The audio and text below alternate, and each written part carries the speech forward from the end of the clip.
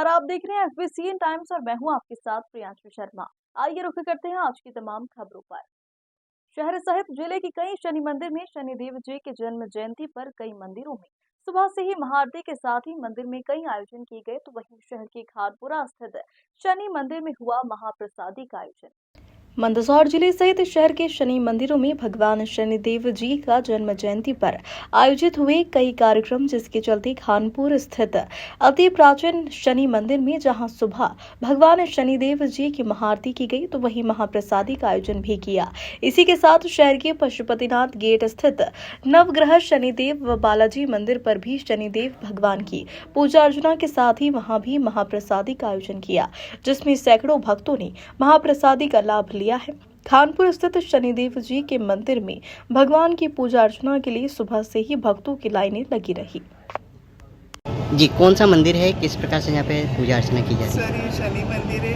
आज शनि जयंती है। इस पावन अवसर पे मुझे भगवान के दर्शन हुए, इसके लिए मैं बहुत बहुत धन्यवाद कहूँगी। आपका नाम? मुस्कान चंदानी। भगवान शनि जयंती के अवसर पर भगवान के दर्शन किए हैं। भगवान शनि जयंती के अवसर पर हमने दर्शन उनके किए। हम चित्तौड़ से आए, हमें ये सौभाग्य प्राप्त हुआ है कि हमने यहाँ पर आज आकर दर्शन किए। जय शनिदेव। किस तरह से आज विशेष पूजा अर्चना की आपने? यहाँ पर सरसों का तेल चढ़ाया, उड़द चढ़ाए, काला कपड़ा चढ़ाया। ये शनि जयंती पर चढ़ाया जाता है, तो शनिदेव की कृपा बनी रही। आपका नाम? निकिता व्यास। सर, शनि जयंती पे भगवान के दर्शन किए। ईश्वर सब सौभाग्यशाली हैं। शनि जयंती के इस अवसर पर भगवान प्रभु शनि के दर्शन करने का अवसर उपलब्ध होता है। और मंदसौर का जो खानपुरा क्षेत्र का जो शनि मंदिर है, जहाँ पर मैं दर्शन करने आया हूँ, अति प्राचीन, और यहाँ पर श्रद्धा का भाव प्रकट होता है। और साथ में यहाँ पर एक बड़ा भंडारा भी होता है। समाज सेवी श्री कोमल पाफना के द्वारा यहाँ पर सुबह से लेकर के देर रात तक भंडारे का आयोजन होता है। लोग भक्त आते हैं श्रद्धा के साथ, भाव के साथ, भावना के साथ, अपनी मनोकामनाएं पूरी हो जाए इस बात को लेकर के आते हैं। और शनि की असीम कृपा, भगवान शनि की असीम कृपा सब पर बनी रहे, ये उम्मीद और अपेक्षा के साथ भाव भक्ति के साथ होता। प्राचीन मंदिर में मुझे भी आने का सौभाग्य प्राप्त हुआ। कौन सा मंदिर है और क्या मान्यता है इस मंदिर की? किस तरह से विशेष पूजा अर्चना की जाती है आज के दिन का महत्व क्या है? सभी भक्तों को जय शनिदेव। खानपुरा स्थित शनि मंदिर है, अति प्राचीन शनि घाट के नाम से भी इसको शनि मंदिर को जाना जाता है। मंदसौर का बहुत पुराना मंदिर है। और आज कृष्ण पक्ष की अमावस्या है, शनि जन्मोत्सव, शनि भगवान का जन्मोत्सव आज के दिन मान्यता है।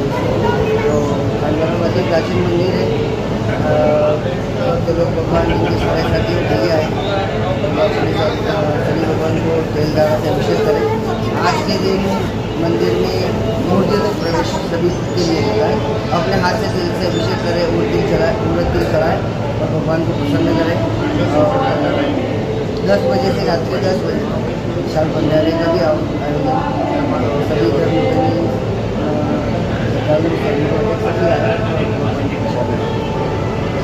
आपका नाम? विद्या भारती अखिल भारतीय शिक्षा संस्थान द्वारा मीडिया से चर्चा करते हुए कहा कि देश भर में बिना सरकारी सहायता के शिक्षा के क्षेत्र में प्रयोग करने वाला विद्या भारती अखिल भारतीय शिक्षा संस्थान सबसे बड़ा संगठन है, जिसके माध्यम से देश भर में लगभग 20,000 विद्यालय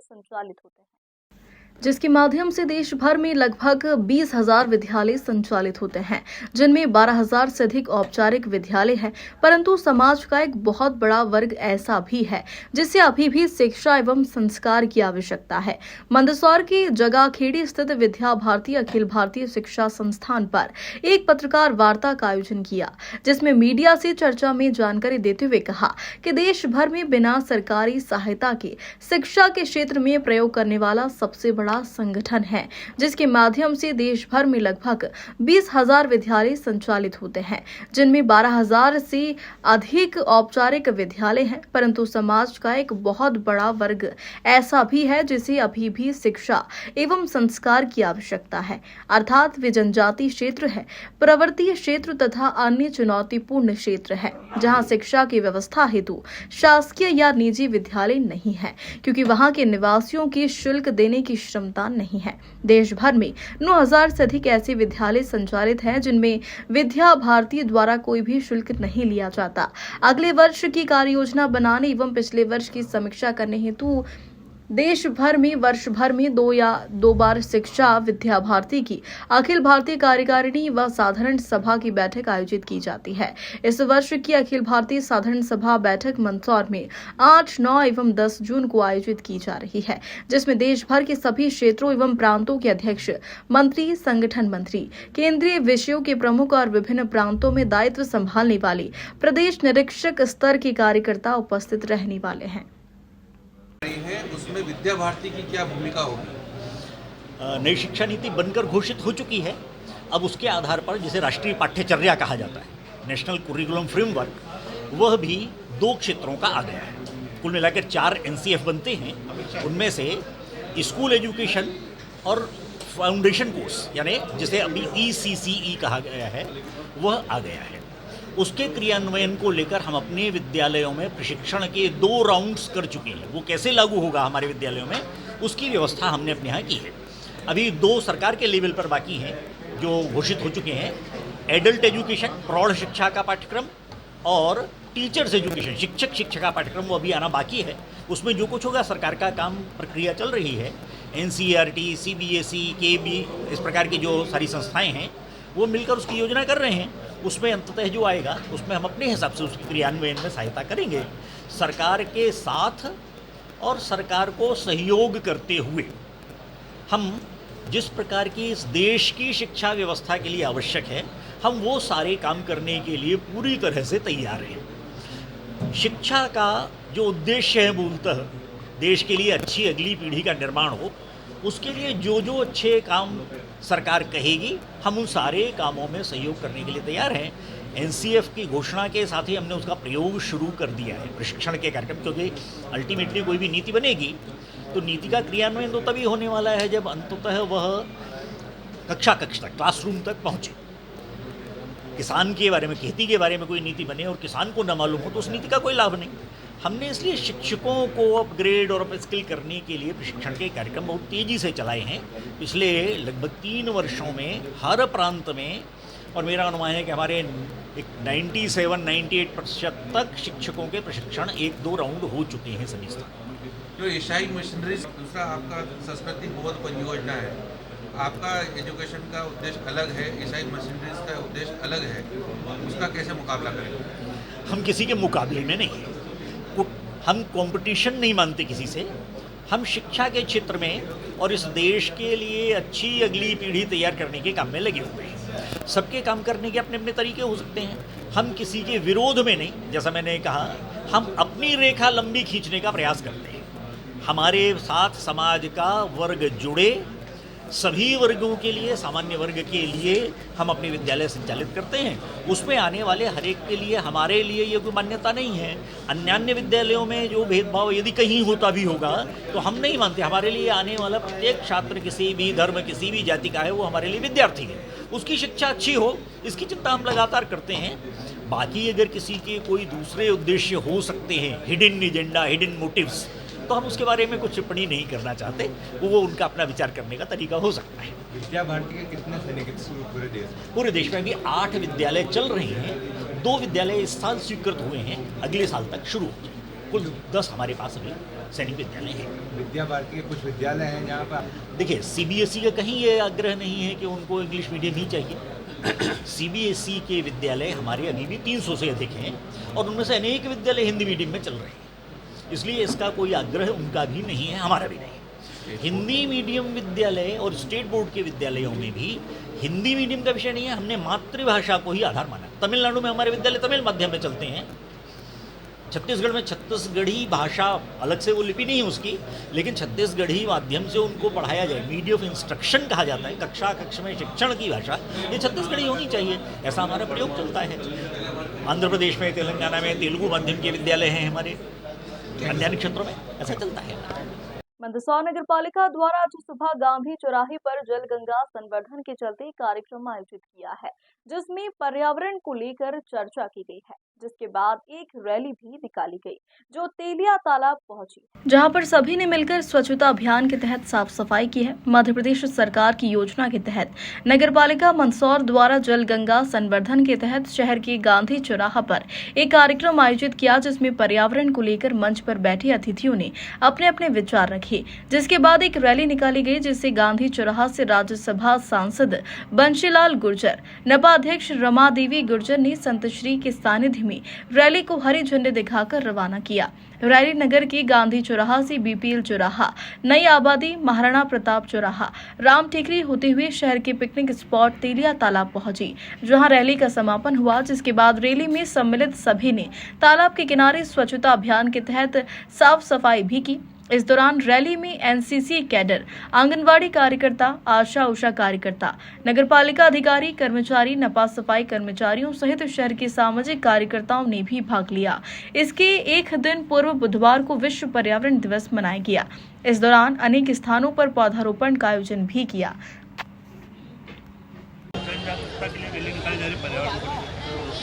देखिए, आज जहां पर पूरा विश्व क्लाइमेट चेंज के दुष्प्रभावों से जूझ रहा है, ऐसे में हमारे मध्य प्रदेश सरकार के होनहार मुख्यमंत्री सम्माननीय मोहन जी यादव के आदेशानुसार मंदसौर नगरपालिका द्वारा पर्यावरण संरक्षण और जल संवर्धन विषय को लेकर एक जन जागरूकता रैली यहाँ से निकाली जा रही है। जन जागरूकता अभियान चलाया जा रहा है।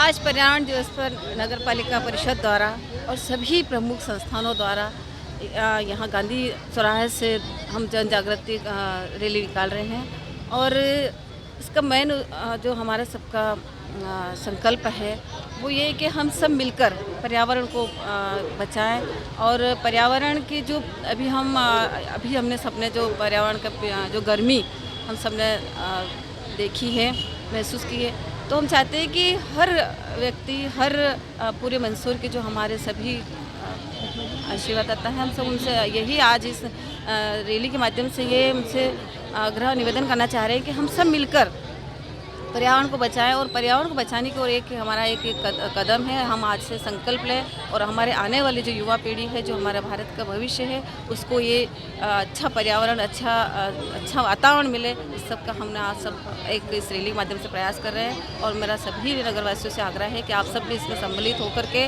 और एक कदम स्वच्छता और एक कदम पर्यावरण की ओर बढ़ाएं। बहुत बहुत धन्यवाद। पिपलिया मंडी में श्री शनिदेव जन्मोत्सव के उपलक्ष्य में विशाल भंडारा व महाआरती का आयोजन पिपलिया मंडी स्थित जनता कॉलोनी में रखा गया। श्री शनिदेव मंदिर के पुजारी आनंद जोशी ने कहा कि समाज सेवी व पूर्व पार्षद संतोष चौधरी परिवार द्वारा आज 6 जून गुरुवार दोपहर 12 बजे से भंडारे का आयोजन किया जा रहा। वहीं आज शाम को मंदिर पर महाआरती की जाएगी। पिपलिया मंडी के धर्म प्रेमी जनता ने बड़ी संख्या में पहुंचकर प्रसादी का आनंद लिया है। बड़ा ही हर्ष का आज दिन है कि जो संतोष जी चौधरी मित्र मंडल द्वारा जो एक बड़ा भंडारा का आयोजन रखा गया शनिचर जन्मोत्सव के उपलक्ष्य पर।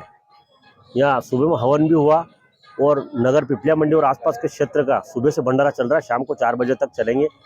संतोष जी चौधरी जो समाज सेवी है, इन्होंने रखा है, इसमें सभी पार्टी के पदाधिकारी और सभी यहाँ के नगरवासी प्रबुद्धजन सभी उपस्थित हुए।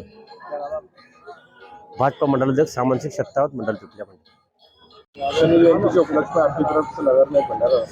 आज बड़े ही हर्ष का माहौल है और हर साल की तरह हम हर साल शनि जयंती मतलब शनिदेव का जन्मदिन मनाते हैं। इस उपलक्ष्य में हमने शनि महाराज जी का भंडारा रखा है और सुबह महाभंडारा के बाद शाम को महाआरती होगी और सुबह हवन करके हमने सभी ने युवा नेताओं ने सबने मिलकर शनि मंदिर का केक काटा शनि महाराज जी का। पिपलिया मंडी की जनता से क्या निवेदन करना चाहिए? निवेदन तो ये है कि पिपलिया मंडी जनता तो निवेदन ये है, पिपलिया नगर पंचायत से निवेदन करना चाहता हूँ कि हमारे अंडर ब्रिज बनना चाहिए।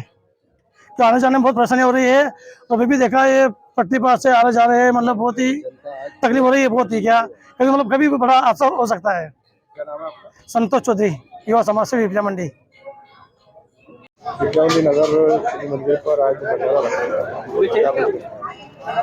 आज शनिचर जयंती के उपलक्ष्य में शनि विशाल भंडारा रखा गया है और यहाँ की जनता ने बढ़ चढ़ कर के हिस्सा लिया है और मैं संतोष चौधरी मित्र मंडल को बहुत बहुत धन्यवाद देना चाहता हूँ भंडारे के लिए और सभी नगर की जनताओं से कहना चाहता हूँ कि और बढ़ चढ़ कर इसमें बहुत सारा प्रसाद ग्रहण करें और प्रसाद का भरपूर उपयोग करें। क्या नाम है आपका? मेरा गौरव कुमार धनोतिया, पिपलिया मंडी।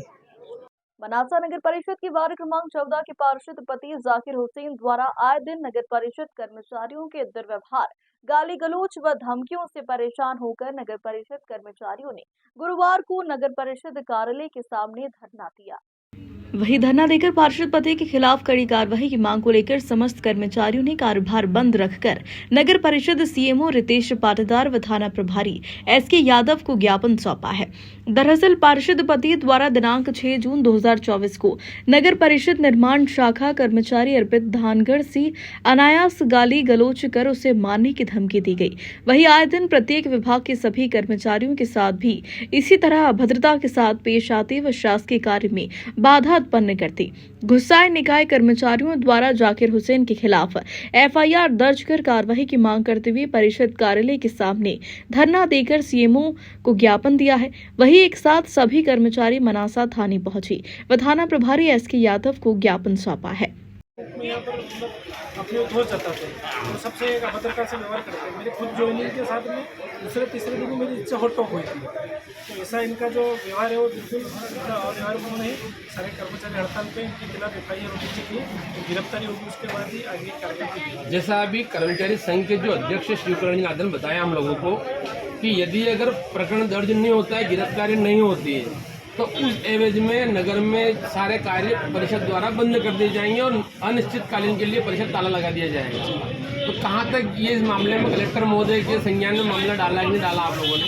बिल्कुल अभी मामला ये संज्ञान में आया है, ये अभद्रता का जो मामला है, तो हम एक आवेदन बना रहे हैं। खुद आवेदन एसडीएम साहब को कलेक्टर साहब को थाने में इसकी एक प्रति पहुँचाएंगे। चाह रहे हैं कि इस मामले में संज्ञान लिया जाए, कर्मचारियों के ऊपर जो मतलब एक तरीके से अत्याचार होगा बंद हो और इनकी जो अभद्रता। पुष्पा फिल्म की तर्ज पर प्रेषित होकर लाल चंदन की लकड़ियां की तस्करी करते हुए 2 आरोपी को गिरफ्तार किया। एक फरार जिले में अवैध संपत्ति संबंधी व अवैध रूप से परिवहन एवं भंडारण पर रोकथाम के लिए गिरफ्तारी हेतु चलाए जा रहे अभियान में दलूदा थाना प्रभारी बलदेव सिंह चौधरी, कचनारा चौकी प्रभारी पूर्णिमा सिंह, सिरोहिया की टीम को मिली बड़ी सफलता। दरअसल आपको बता दें 40 नग जिसका कुल वजन 12 क्विंटल लाल चंदन की लकड़ियों की तस्करी करते हुए 2 आरोपी को गिरफ्तार किया है। चेक पोस्ट पर रामदेव के ढाबे के सामने महू-नीमच हाईवे रोड पर कचनारा पर चेकिंग के दौरान ट्रक के अंदर प्लास्टिक की कैरेट के नीचे अवैध रूप से परिवहन किया जा रहा है। लाल चंदन की कुल 41 लाख की लकड़ियां हैं जिसका कुल वजन 12 क्विंटल है। आरोपी ट्रक चालक अनवर पिता गुल मोहम्मद पठान निबोध 41 वर्षीय, थाना भावगढ़, जिला मंदसौर, वह दूसरा साथी दाऊद पिता अनवर पठान उम्र 28 वर्ष निवासी निबोध, थाना भावगढ़, जिला मंदसौर को ट्रक सहित पकड़ा है। खबरों में फिलहाल इतना ही। बने रहिए SBCN टाइम्स के साथ।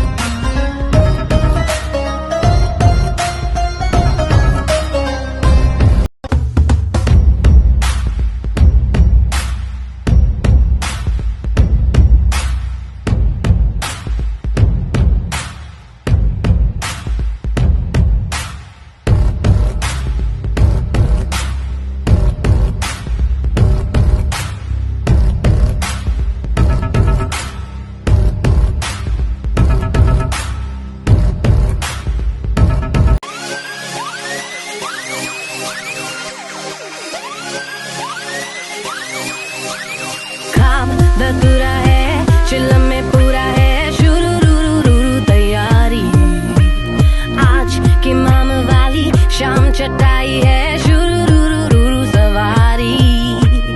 कैसा ये नशा है, ऐसा सर चढ़ा है, बदला ये जहां है पल भर में ही। ओ गुजरिया, ओ गुजरिया, ओ गुजरिया है क्या है क्या इरादा। कटे कान और मस्से की परेशानी के लिए आपको अब कहीं और जाने की जरूरत नहीं, क्योंकि अब मंदसौर में Ox unisex salon and academy पर मिलेगा आपको पूरा इलाज। कटे कान, कानों के छेद का बड़ा होना, बालों का झड़ना, बालों को बढ़ाना, चेहरे पर झाइयां होना, साथ ही मस्से का गारंटेड इलाज, वो भी बिना लेजर ऑपरेशन में चीर फाड़ के। Ox unisex salon and academy, Jain colony, Mandsaur. अधिक जानकारी के लिए कॉल करें 9826 332636।